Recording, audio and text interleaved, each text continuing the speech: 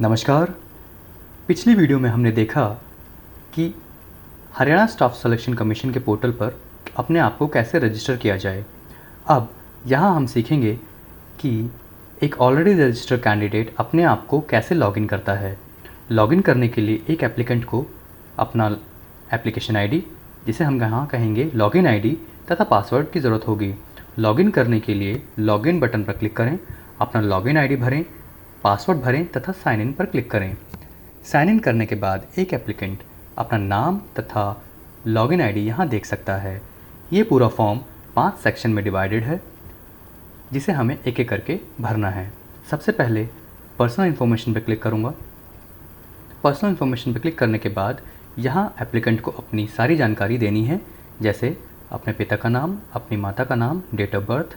ध्यान रहे, date of birth बहुत ही ज़रूरी है, इसमें कोई गलती ना करें क्योंकि ये एक एलिजिबिलिटी क्राइटेरिया है। इसी तरह से visible identity mark on your body का मतलब होता है एक ऐसा चिन्ह जो आपके शरीर पर है और उससे आपको पहचाना जा सके। ये जानकारी देते हुए ध्यानपूर्वक सारी जानकारी दें और सेव एंड प्रोसीड पर क्लिक करें। अगला जानकारी आपको जो देनी है वो है व्यवहार का पता, मतलब अपना एड्रेस। अपना एड्रेस ध्यानपूर्वक ये भरें और सेव एंड प्रोसीड पर क्लिक करें।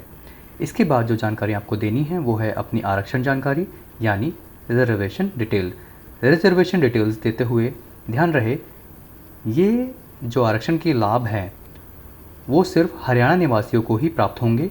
अगर आप हरियाणा के निवासी नहीं हैं तो आप किसी भी तरीके का आरक्षण का लाभ नहीं उठा सकते। आरक्षण की जानकारी देते हुए ध्यानपूर्वक अपनी कैटेगरी, अपना रिलीजन इत्यादि ध्यानपूर्वक भरें।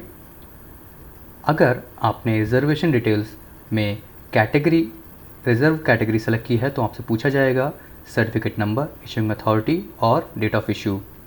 इसी तरह से अगर आप सोशल रिजर्वेशन यानी सामाजिक आरक्षण भरना चाहते हैं, जिसका मतलब है अगर आप फिज़िकल हैंडीकैप्ड हैं, एक्स सर्विसमैन हैं, स्पोर्ट्स कोटे से हैं, फ्रीडम फाइटर के डिपेंडेंट्स हैं, डिपेंडेंट्स ऑफ एक्स सर्विसमैन हैं, अनमैरिड वुमेन हैं इत्यादि, अगर किसी भी तरीके से आप ये सामाजिक आरक्षण से बिलोंग करते हैं तो ये सारी जानकारी अवश्य दें।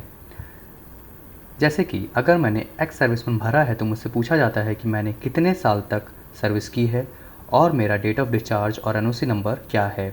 इसी तरह से अगर मैंने स्पोर्ट्स कोटे से लाभ लेना चाहता हूँ तो स्पोर्ट्स पर क्लिक करके मुझसे पूछा जाएगा कि मेरा ग्रेजुएशन सर्टिफिकेट क्या है और उसकी जानकारी मुझे यहाँ देनी होगी। इसके बाद जो जानकारी आपसे ली जाएगी वो है क्वालिफ़िकेशन डिटेल्स।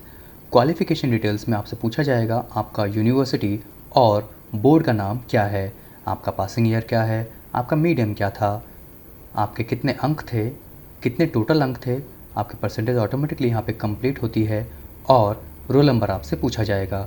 ध्यान रहे, रोल नंबर भरते हुए कोई गलती ना करें। इसके बाद जो जानकारी आपसे ली जाएगी वो है आपको अपना फ़ोटो अपलोड करना है, फ़ोटो तथा सिग्नेचर और फ़ोटो अपलोड करते हुए यहाँ दी गई सारी जानकारियाँ ध्यानपूर्वक पढ़ें, क्योंकि यहाँ लिखा है कि किस साइज़ का फ़ोटो अपलोड करना है। अपने फ़ोटो और सिग्नेचर को पहले ही उस साइज़ में रिसाइज करें और आगे बढ़ें। ब्राउज़ पर क्लिक करने पर मैं यहाँ एक एक करके फ़ोटो सिग्नेचर अपलोड कर पा रहा हूँ। फ़ोटो सिग्नेचर होने के बाद एप्लीकेंट को सेव एंड प्रोसीड पर सेलेक्ट करना है और आगे बढ़ना है। अब यहाँ हम देख पाते हैं कि सारी जानकारियाँ पूरी हो चुकी हैं। इसके बाद मैं व्यू प्रोफाइल पर क्लिक करके अपना प्रोफाइल देख सकता हूँ। धन्यवाद।